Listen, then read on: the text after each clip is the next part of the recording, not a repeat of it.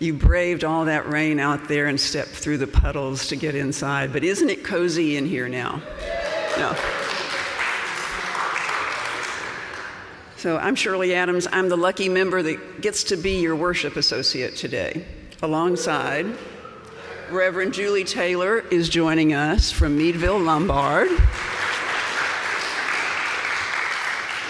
And Reverend Julie is the senior minister of contextual ministry at Meadville, Lombard. And I think that would be a great conversation starter after the service when you're thanking her to find out exactly what that means. So we come together each Sunday to remember our kinship and with one another and to hold one another in heart and in mind with tenderness and with careful attention. And on a day like today, a rainy holiday weekend, isn't it wonderful that we also have this hybrid system so that we're in kinship with a lot of other people that we can't see right now. So welcome to all of you who are online. We are guided by our principles. Yes, Jean just waved to the online people. We're guided by our principles and our values, which remind us through every challenge and every moment that each of us is worthy and worthy of love, and that we're connected through that, that vast and beautiful web of existence. We do strive to be an inclusive and welcoming community, seeking truth in love and nurturing the human spirit for a world made whole. And those words should sound very familiar to you. Whether this is your spiritual home or whether you're just newly discovering us this morning, it's really good to be together. So if you're joining us online, be sure to look for all those points of connection that are in the YouTube live stream. The order of service is there, ways to support us, etc. If you're in the sanctuary, there are large print orders of service, a few of them out by the entry. And you can also scan a QR code if you're sophisticated with your phone, and you can see the order of service online. And for those of you who might have a little trouble hearing, there is a wonderful system. There are two systems. One is called a loop system, and if you have a hearing aid, you can tap into that. And for those of you who need something different, we have receivers that you can pick up out there and just put in your pocket, put the earbud in your ear and hear. So we have just a couple of announcements this morning. And where's Reverend Susan is here in green because she wants to ask folks to bring flowers on Sunday morning and light the chalice. Okay, just find her and sign up. And I did notice that there are no flowers this morning, but I assure you we will light the chalice. And then Sarah Vanderwicken is inviting everyone to join in a new venture that she has, it's an old venture that's been reintroduced. It's a play reading group at UCE. So at the back of after the service, at the back of the sanctuary, Sarah will be there. She's here in the middle. And she says, plays are a great avenue for exploring what it means to be human. Play reading in a group is an easy and fun way to get to know more about each other, and it's also an outlet for your dramatic flair. I think there are a few of you in here that can resonate with that. So you can also email Sarah if you're interested. Also, we have 2 interesting spots open for helpers in our summer program for our young people. The young people will be learning about different countries. So on July 16th, they will be exploring Saudi Arabia. And on August 20th, they'll be exploring Australia. So if you can help with those programs, it's a really fun way to get involved. Contact Kathy Underwood. And now,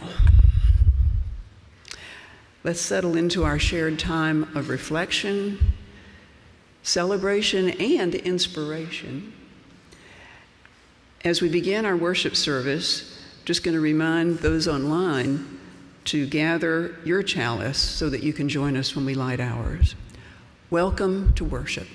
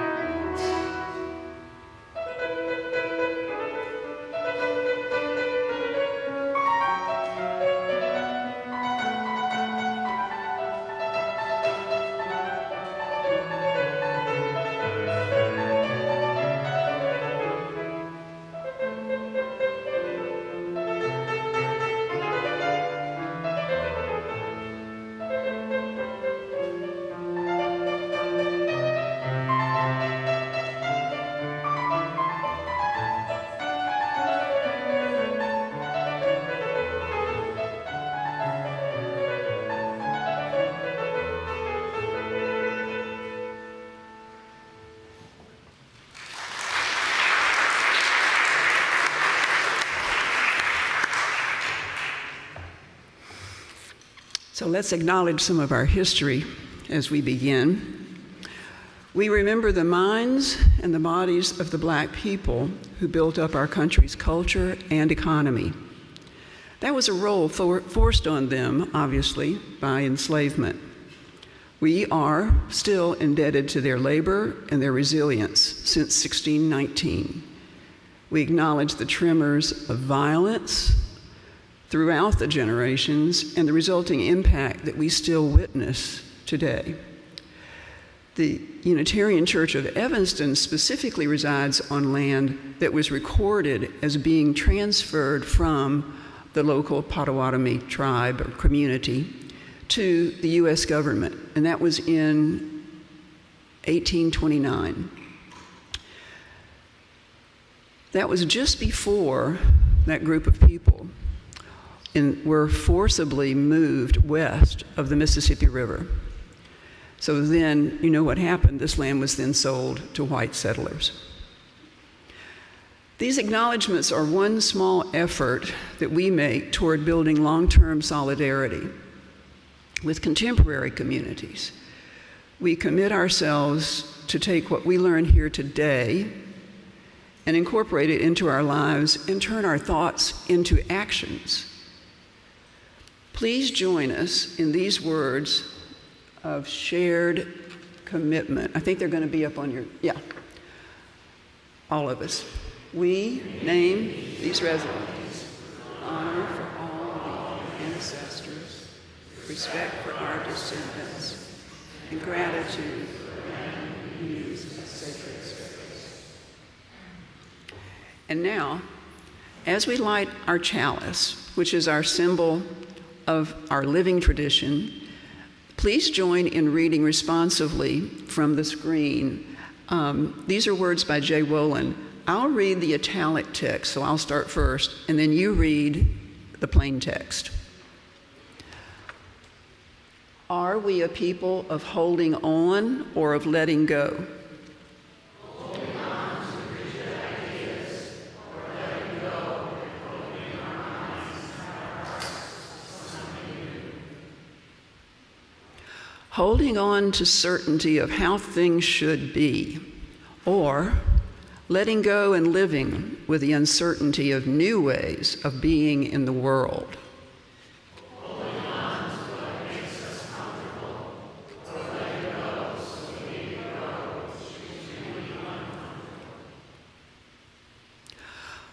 holding on to what makes us feel safe, or letting go to make room to help others feel safe.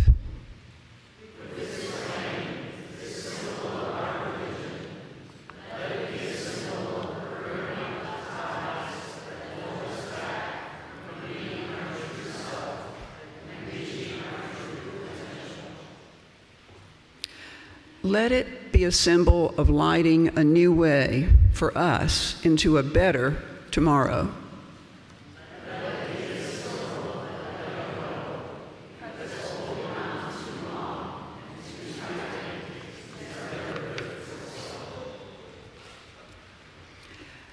So it might feel good to stand up now. Andy's going to model that for us.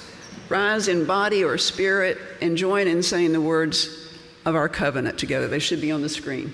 Yeah. Love, and service is its law.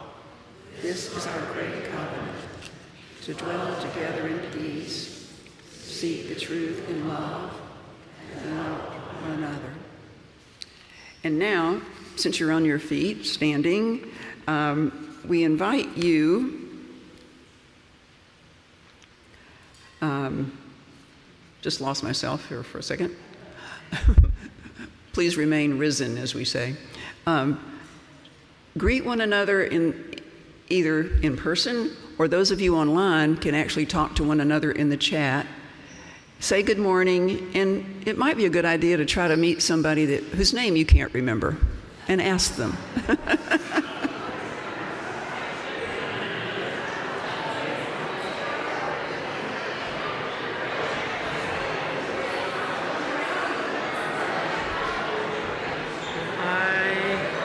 That I have to remember to tell them.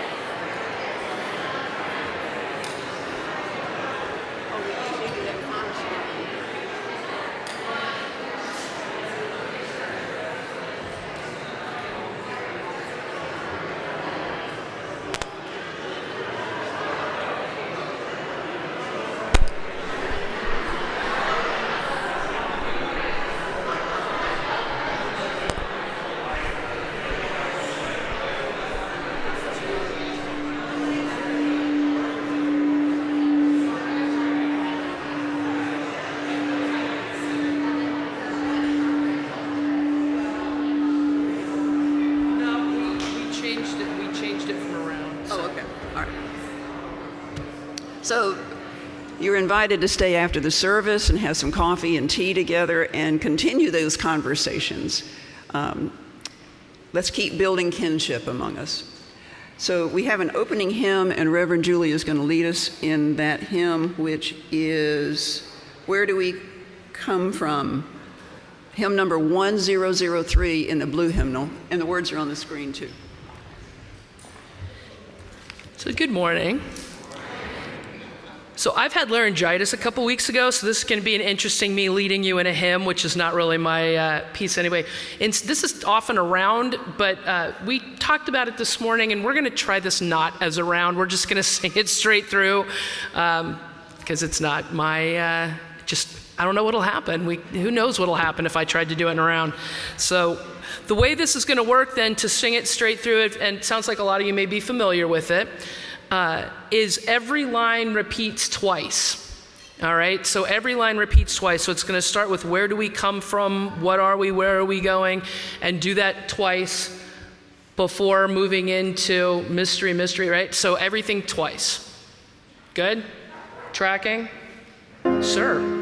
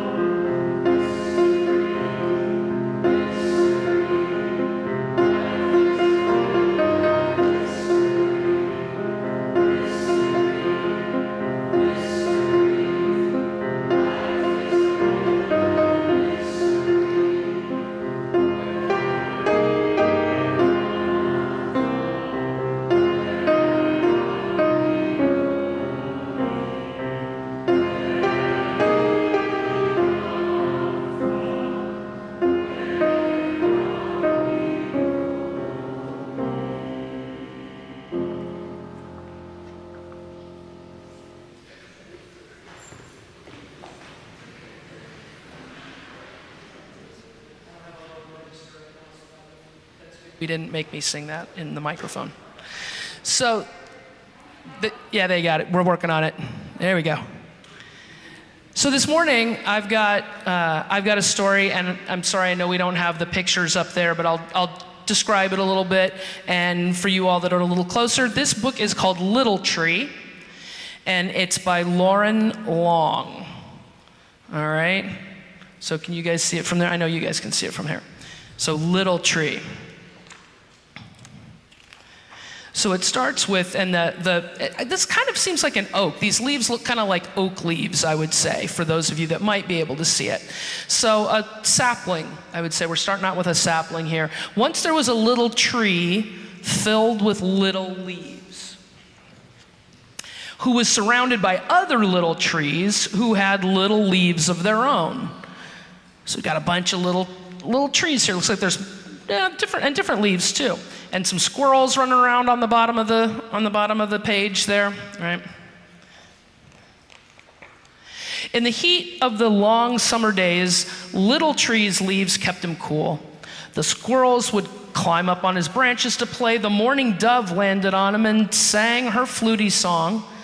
The little tree was sure to grow up big and strong. So in this picture, we have this little oak sapling with a bunch of squirrels and a mourning dove there.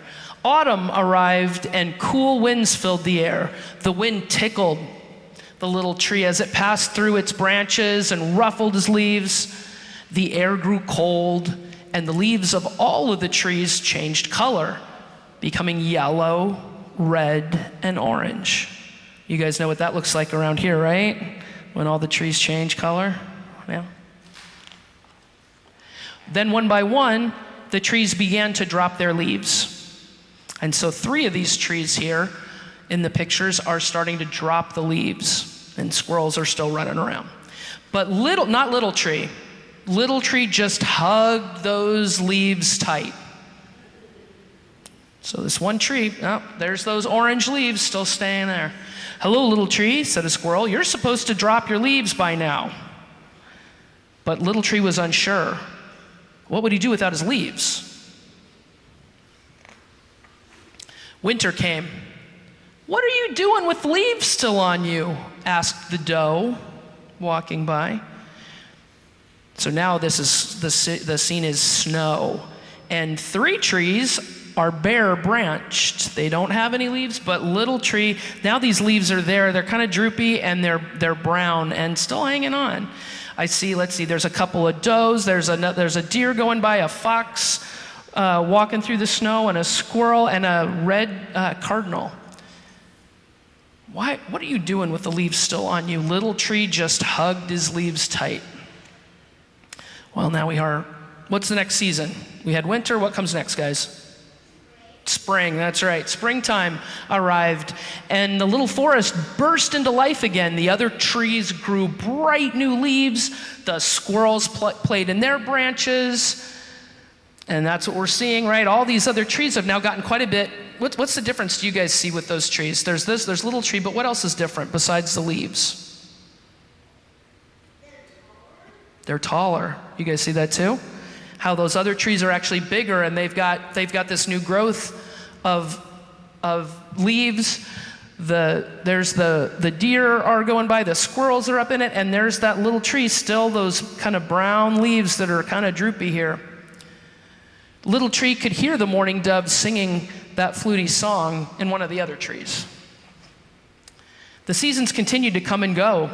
"Little Tree," quacked a duckling, "your leaves are brown. Are you feeling sick?" A fox said, "Hey, Little Tree, it's autumn. It's time for you to drop your leaves. You can do it. All right, ready? 1, 2. So in these pictures, you see these animals talking to this tree that's the same size, and boy, those leaves are not looking so good. But Little Tree just hugged those leaves tight. So now we're in winter, and snow's there. All around the forest grew and grew. Now on these pages, these other trees, it's years later, many seasons, and these trees are gigantic around, and the Little Tree is still that same size with those brown leaves just hanging on. One summer, Little Tree could no longer feel the sunlight. The squirrels played high above on the broad, tall trees, and the mourning dove sang so far away, he could hardly hear that fluty song. Autumn came again. Oh, wow. What do you see in this picture? What do you folks see in this picture? Yeah, you see, it's almost like rain, right? With all these other, those other trees are so big, when the leaves are falling, it's almost like rain. Autumn came again, and leaves began to blanket the ground. And here we are at winter. Little tree looked up at the other trees, at their branches reaching high into the sky. And he remembered when the trees had all been his same size. And then he let go. So in this picture, those dead leaves are going away. They're being let go and they're dropping to the ground. As his last leaf floated to the ground for the first time, little tree felt the harsh cold of winter.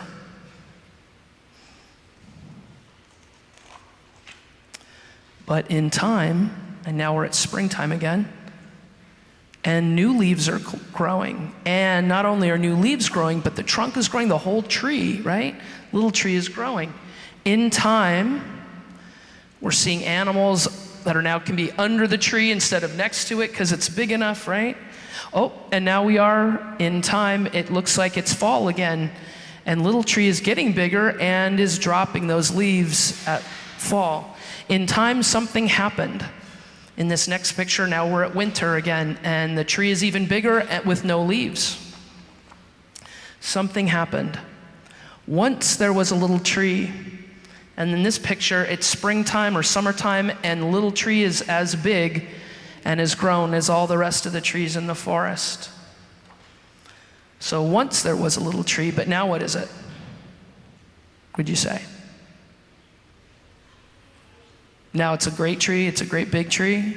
Yeah, it's grown. So that's the story of Little Tree. Does that seem familiar? You guys know what, does that feel like that sometimes ever? When you gotta kind of hold things? What's it like when you gotta let go of something to grow? Does that happen maybe when you move from, we just ended a school year, right? Did you guys, what grade are you in? Are you going into third? So you just were in second going into third? How about you? You're also second going into third. How about you? What grade?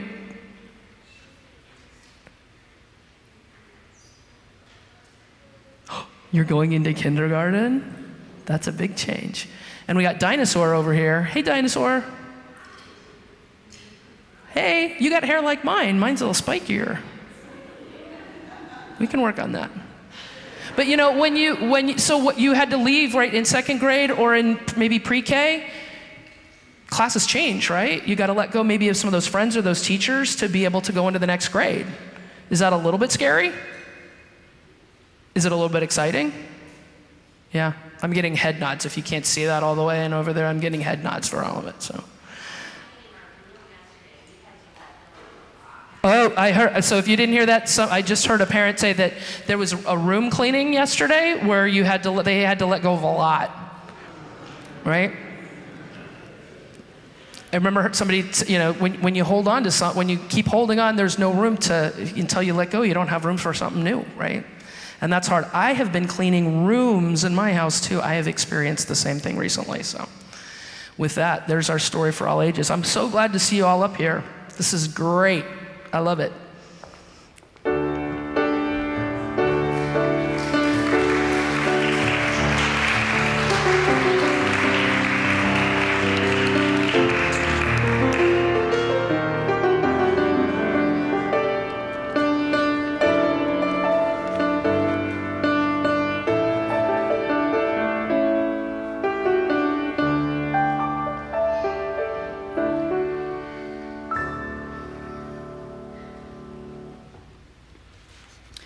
So now I invite us to settle in for quiet reflection as we share joys and sorrows. So if you have a joy or sorrow in the future that you want spoken aloud from the pulpit, you can write it in the book at the back and submit it, or you can submit it through a Google form. or you can email the ministers. We invite you to listen to these offerings with tenderness and respect, and let us all quiet our bodies and voices during this sacred time by breathing in together and breathing out.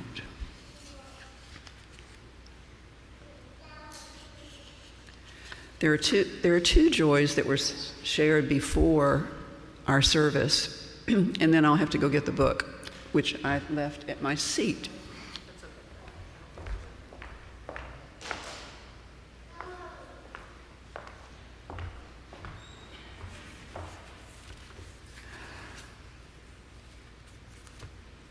From Melanie Kitchener, what a joy it is to have represented UCE as a delegate to General Assembly last week. Melanie reports, I learned so much more about anti-racism and reparations and how the UUA, that's our Unitarian Universalist Association, our national group, works for our congregations. Also, witnessing Dr. Sophia Betancourt being installed as UUA president was icing on the cake. We have no joys and sorrows in our book today,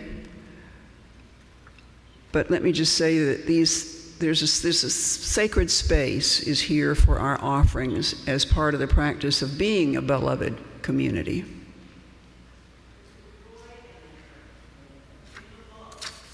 There is a joy. You know what, Gretchen? I do see now that it's not written in the book.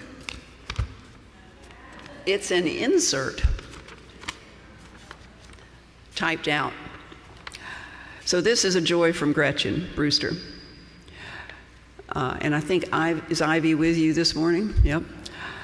My pup Ivy and I are seeking much joy together this summer. Along with our cat Blaze, we will be heading to the hallowed grounds of Frankfort, Michigan, where we try to go every year for replenishment. We can't wait.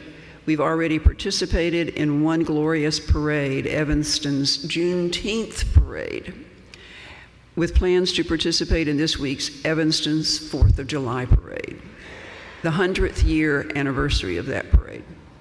We will be loudly and proudly marching for pro-choice and anti-weapons, and invite any of you who want to join us to please see Gretchen in the back of the church after the service. She says she needs you. Thank you for that, Gretchen, for reminding me.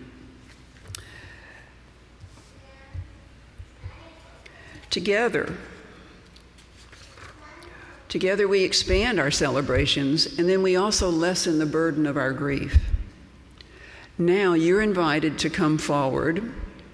You can come to the center aisle or from the sides and light a candle for joys or sorrows on your heart.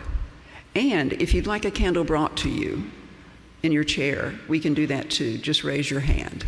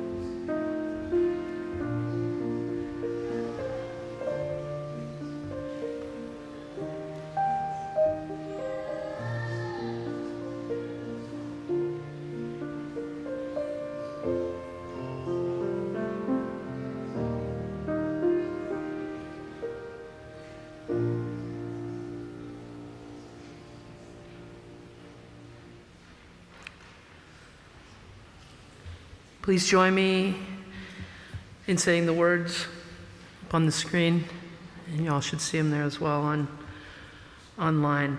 For these joys, we give our thanks. For these sorrows, we give our love. And now, please join me in the spirit of prayer and meditation with this prayer adapted from the Reverend Dr. Kendall Gibbons.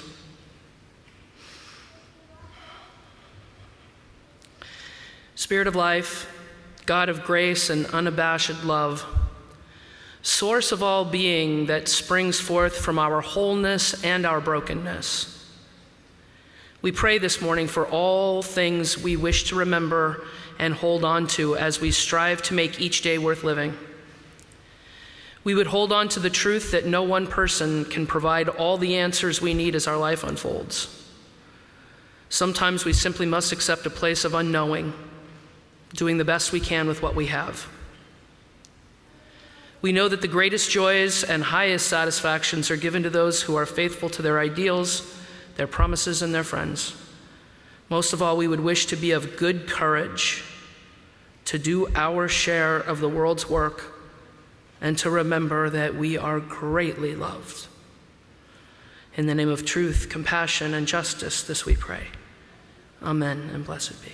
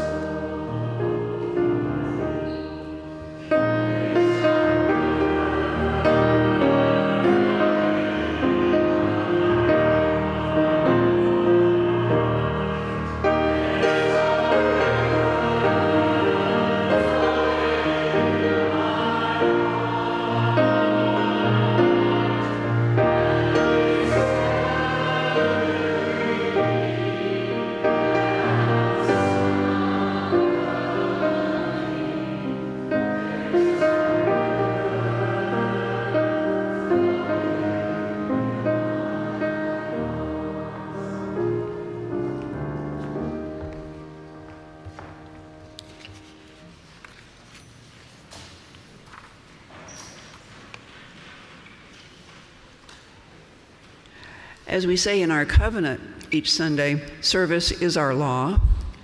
UCE is called by our principles and our values and our mission to contribute to this community and to form accountable partnerships and to express gratitude through giving. Today's offering will be shared with a group called Building Peaceful Bridges, which is a small organization based in Glenview, very nearby. And their mission is to foster multicultural relationships by assisting with integrating newcomers into our community and educating the communities on the challenges facing those newcomer populations by telling their stories. Someone from Building Peaceful Bridges will be joining us next Sunday, and I understand from the grapevine that there are about 15 families that are being served by this organization. You may text to give, you can mail a check, you can also go to our website and give, and if you do write a check, do remember to put in the memo line what it's for. And the ushers will now come forward to pass the collection bowls down the rows, and we invite you to give generously as you are able, and may what you give bring you joy.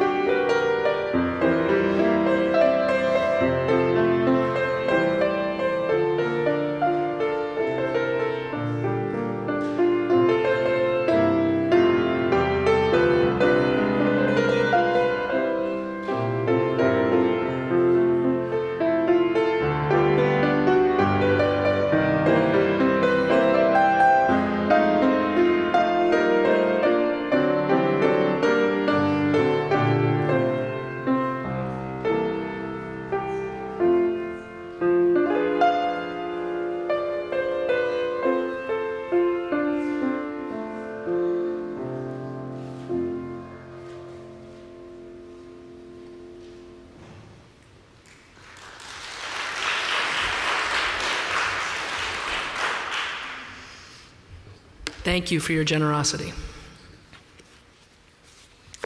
So the reading this morning comes from the book Illusions, The Adventures of a Reluctant Messiah by Richard Bach.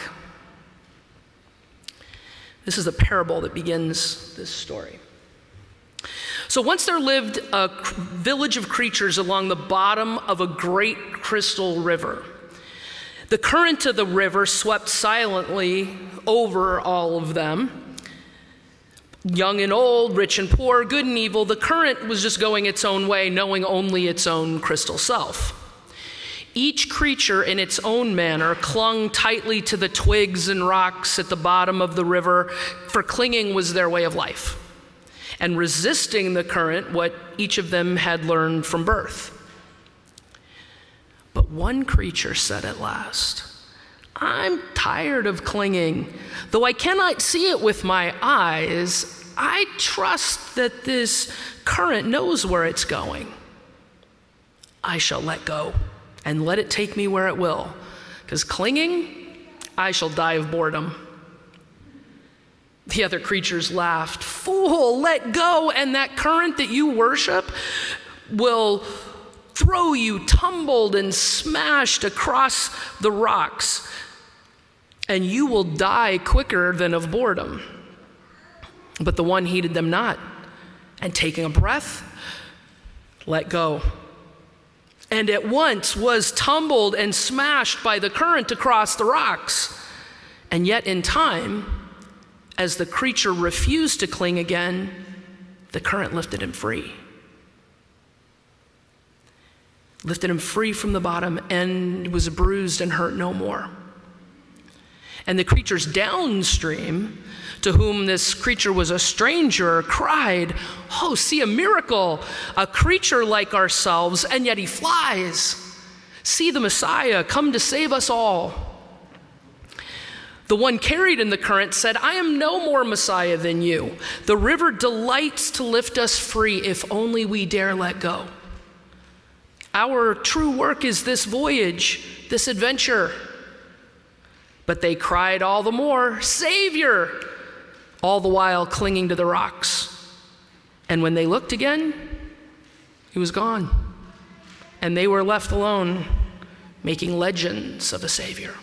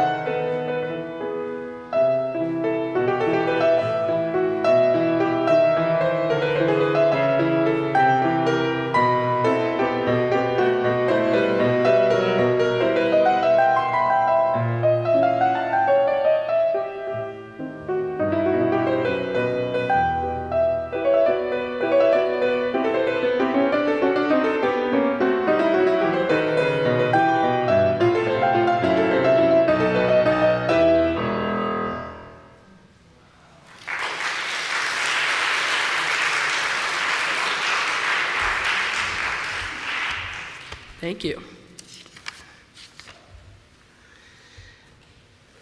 So as I just mentioned, this story is a parable in the opening chapter of this book, Illusions, The Adventures of a Reluctant Messiah. I was 17 years old and had traveled from by Amtrak from Salem, Oregon down to San Francisco to audition for acting schools. Some friends of my dad's had lived there, and they let me stay on their couch for the week while I did audition after audition to try to get into college. Now, they were hardcore Grateful Dead heads and turned me on to Richard Bach and Illusions. I wasn't expecting it, but this book opened me to the beginning of what would be my spiritual path as an adult and has continued to accompany me on that path. And I'm sure, and I look back now, right, I can see that folks might find this book corny or might find Richard Bach corny, especially at this point in history, right? A lot of us maybe met him quite a while ago. Another time may seem pretty simplistic. But for me, part of the journey also, as it would turn out, it began a UU journey that I didn't know I was on. It was the first time I found the holy in a book other than the Bible.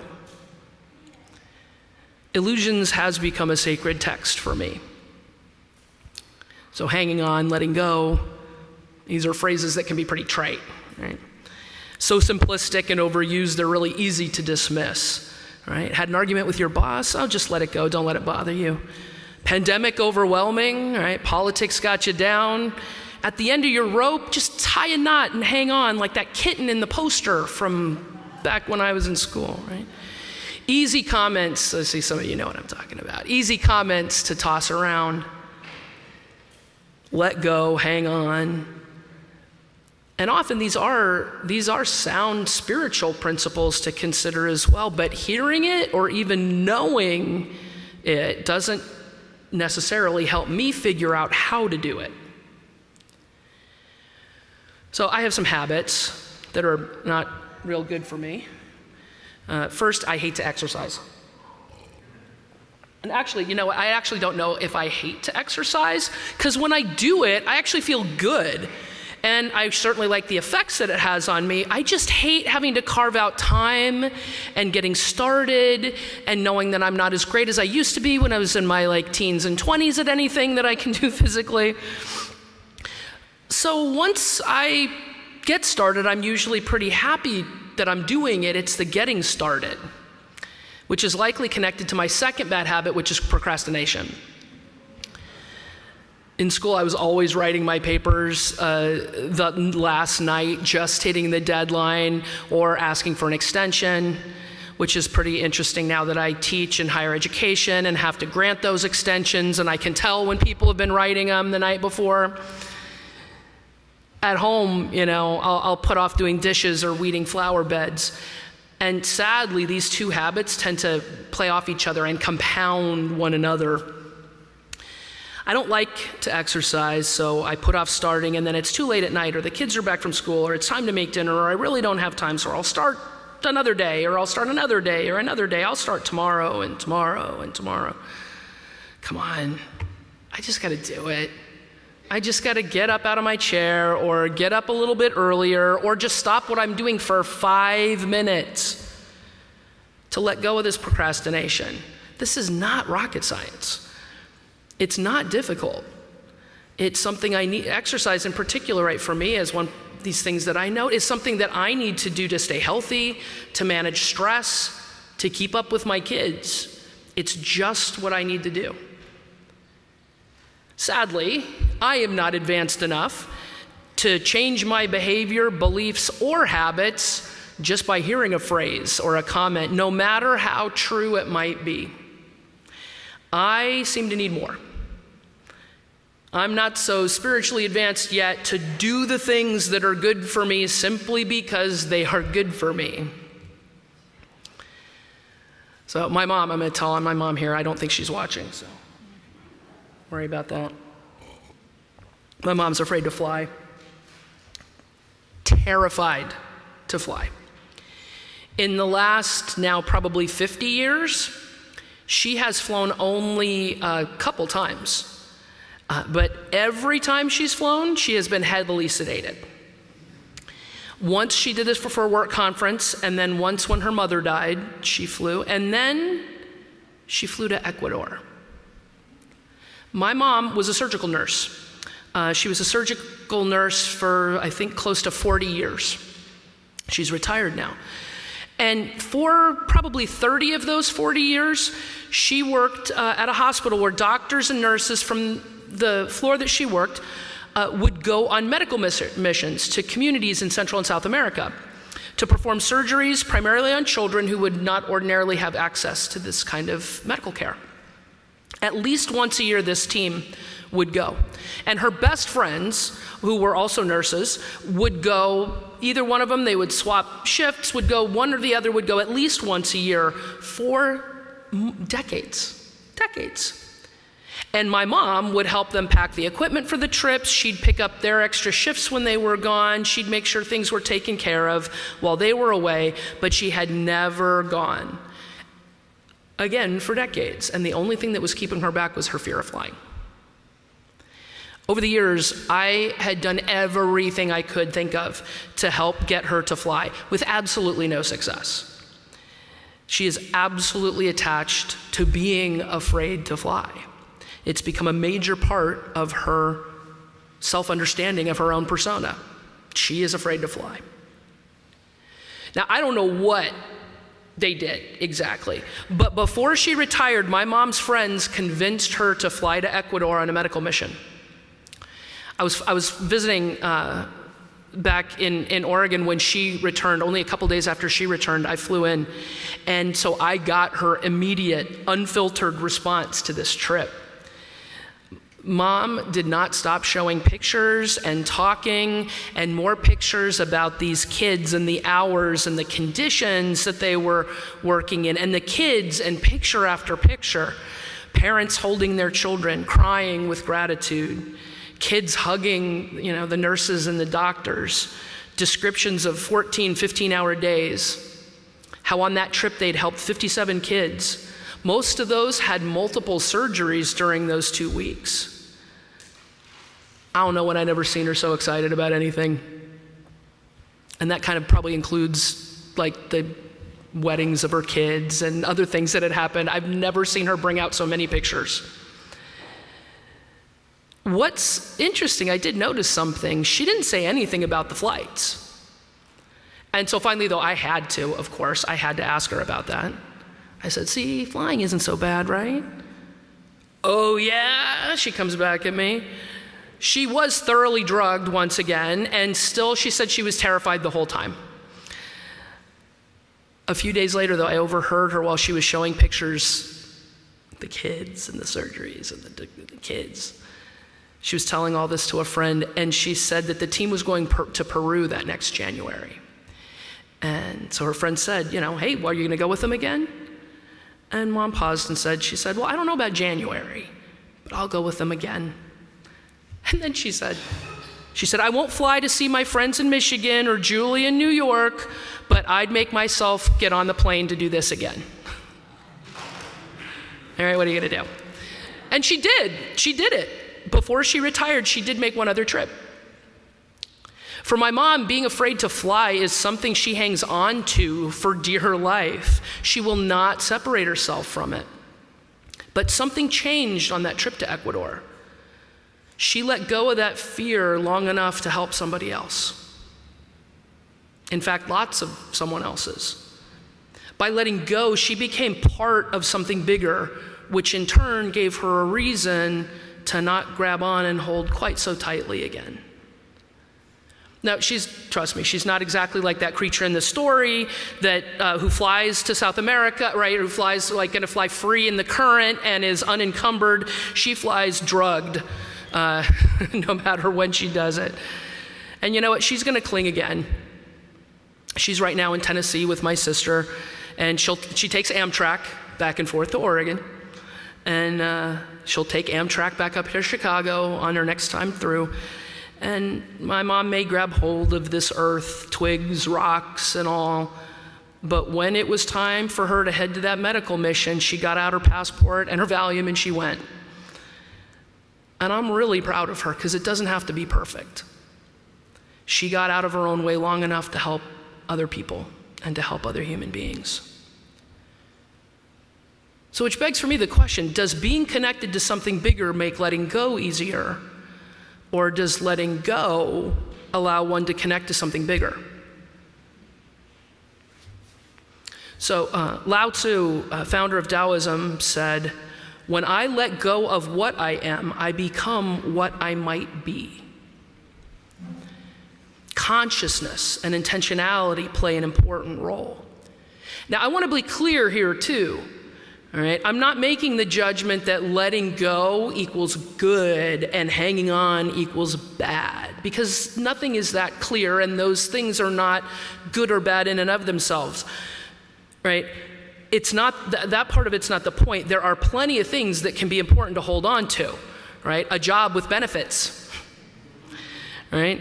A fully vested pension, those are nice things to hold on to, right? Neither is good or bad just in and of themselves. Context is important in terms of that holding on or letting go. Context is everything.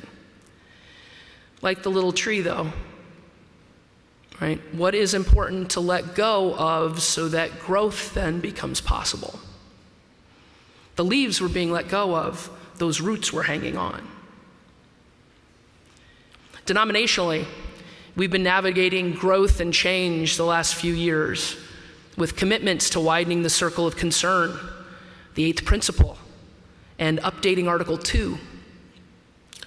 We are living into and living up to this aspirational faith of Unitarian Universalism.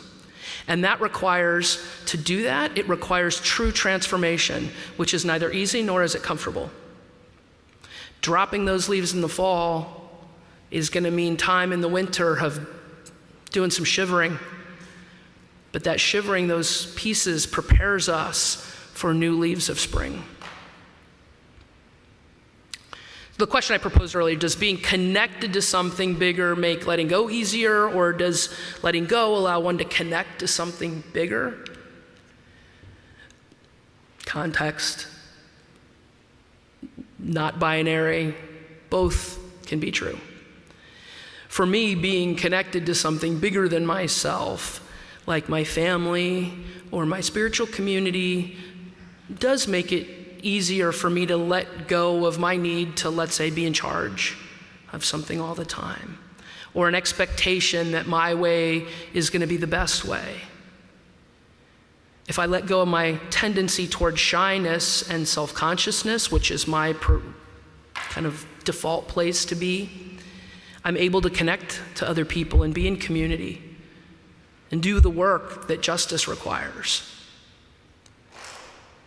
If I'm paying attention, my to-do list will point me in a direction of my current hanging on and letting go dilemma in some really practical terms. Can you believe it's July already? Ooh. What's on your to-do list? Now, mine is huge, and 2023 is almost halfway over. More than halfway over, I guess now.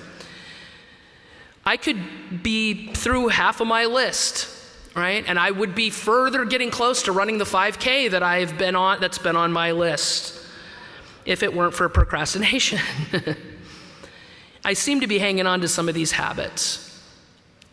But something is changing too. My to-do list has a lot of tasks on it that if I take action on, little task at a time, actually brings me closer into alignment with my values and goals.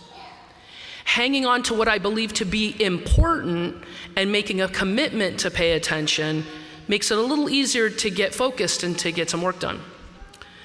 And so actually I'm finding that some of the letting go has already happened. So my challenge to you all though this week, consider what is important to you.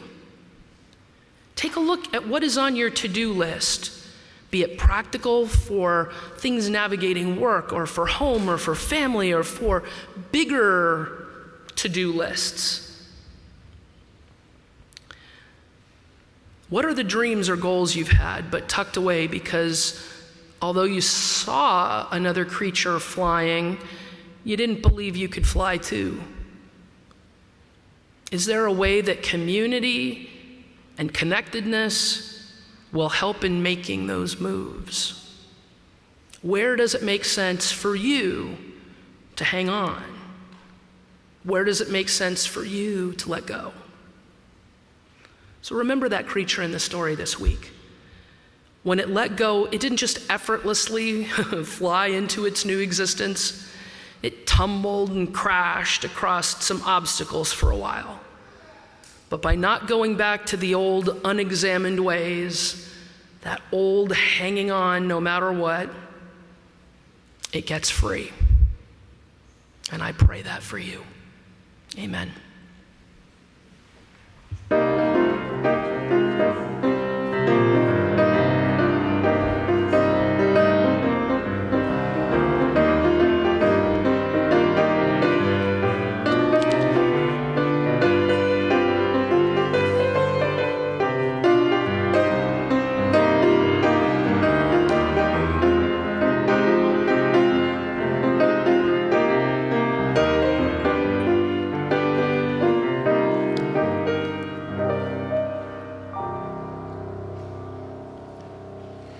As we close the service, I just have to say these words. You know, New Year is when we often refresh ourselves. Well, this is the church New Year. It starts July 1. So I feel like the sermon was particularly relevant to us. So as we extinguish the chalice, and thank you, Reverend Susan, for doing that, please join in saying the words that are on the screen. They're from Reverend Elizabeth Sell Jones. We extinguish this flame, but not the light of truth, the warmth of community, the fire of commitment.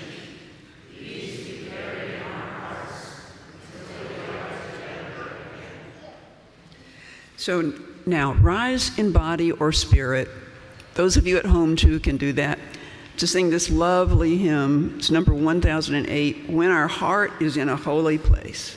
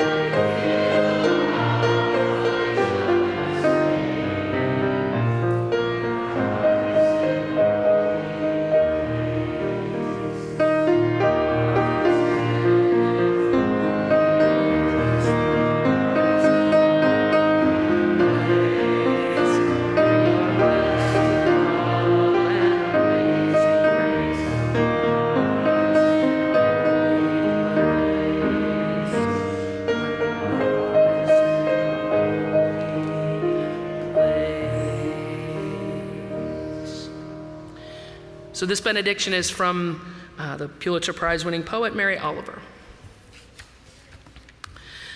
To live in this world, you must be able to do three things: to love what is mortal and hold it against your bones, knowing your own life depends on it. And when the time comes to let it go, let it go. Peace be with you. Be well. Amen.